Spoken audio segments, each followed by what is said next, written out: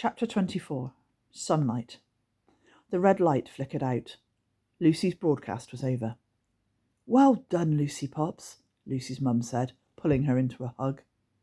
"Not bad, kid," said Piers Snorrigan, "but never interrupt me again."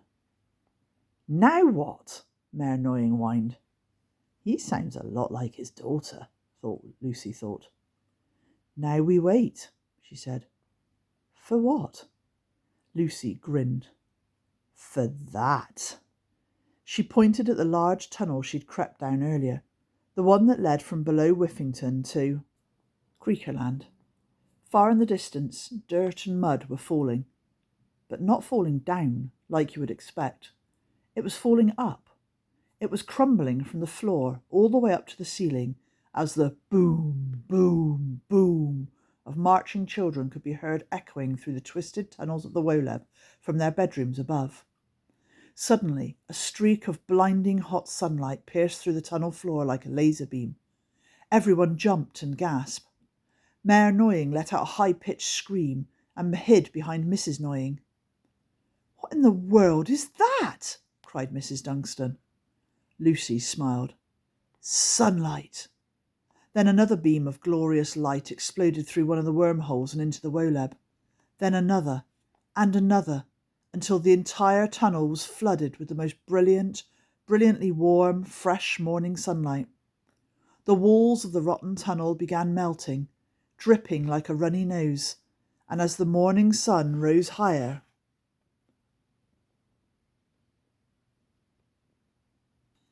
in the sky over Whiffington, its light shone deeper into the tunnel of the Woleb until it finally hit the rotten roots that were trapping the grown-ups and Lucy. One by one, the mouldy green bars dried up and turned into powdery dust, crumbling at the slightest human touch into puffs of decayed Woleb powder. "It's working!" cried Old Man Carvey. "We're free!" "Not so fast, you rotten stinkers!" screeched Grunt as he and his army of Creakers leapt back into Main Street, Creakerland. "Ah! It be daylight!" Gruff cried, seeing the warm light glistening magically out of Whiffington and up into their world, crumbling away the walls of the Woleb. "She be letting in the bright down here!" gasped Scratch in horror. "The kidderling be trying to kill us Creakers!" Sniff shrieked as they ducked for cover, hiding themselves in whatever dark shadows they could find. All the other Creakers ran for it, disappearing back down the tunnel as fast as they could, with stinking smoke billowing from their black, treacly bottoms as the sunlight touched them. "Let's go!" Lucy cried, leading all the grown-ups down the tunnel, feeling the kind glow of sunlight on her skin as they arrived at the hundreds of wormholes that led back to Whiffington.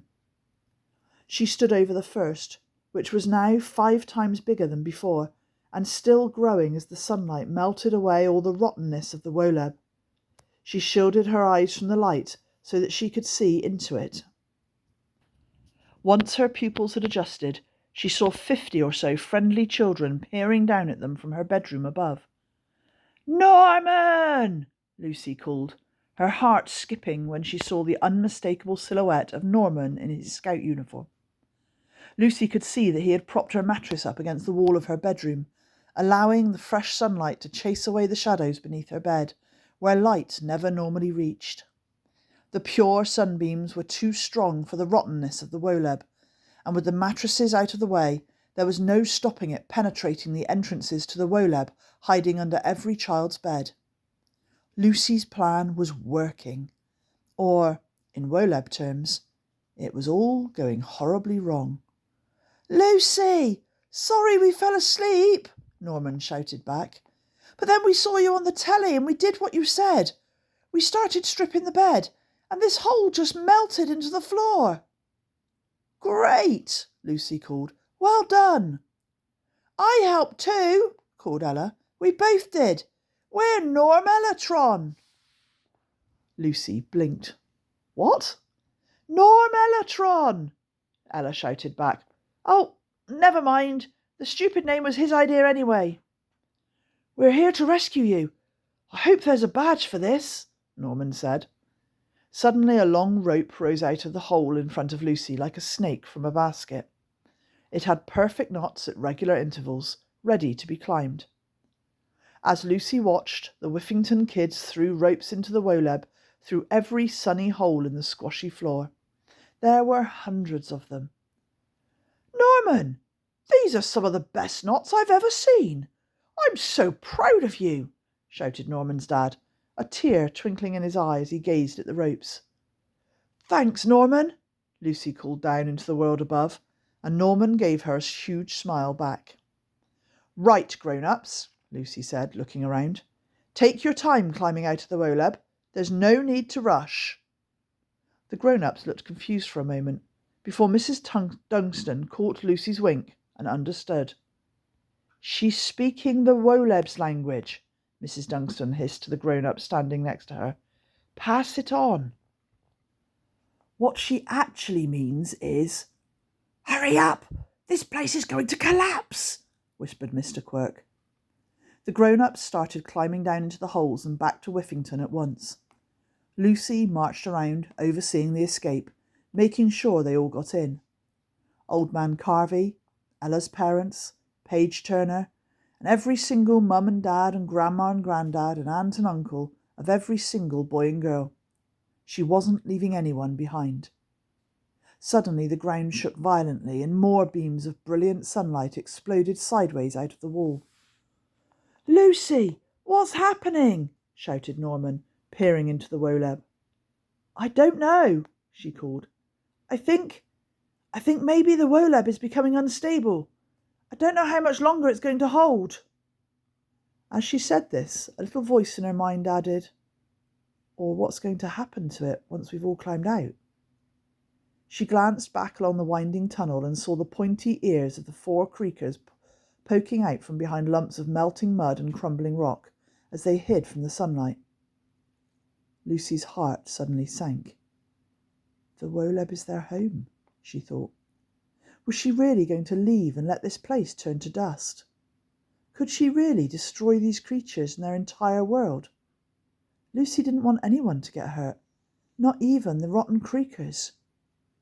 "Lucy, you go first, darling," Mrs. Dunstan said, giving Lucy a little nudge towards the rope. "No, Mum, you go first. I'm rescuing you, remember?" Lucy said, and pointed at the rope.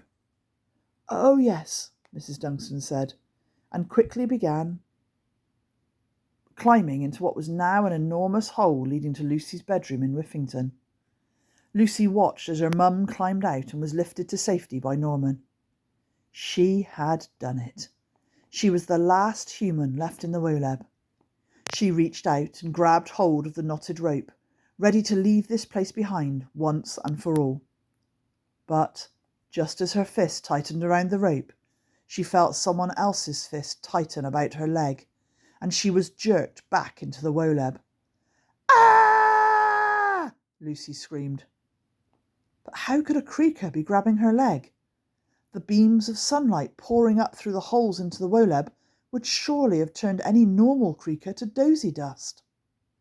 Lucy looked back and got her answer immediately. This was no ordinary Creaker.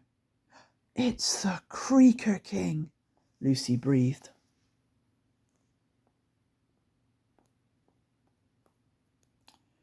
"Here we go. I told you this was going to happen. I warned you that Lucy would have to face the king. Don't blame me. It's not like I'm making this stuff up. If you didn't go to the loo the last time I warned you, then now's your last chance." "No? You sure? Because by reading on you agree to the terms and conditions that I, Tom Fletcher, the author of this book, am not responsible if you pee your pants with fright in the next chapter."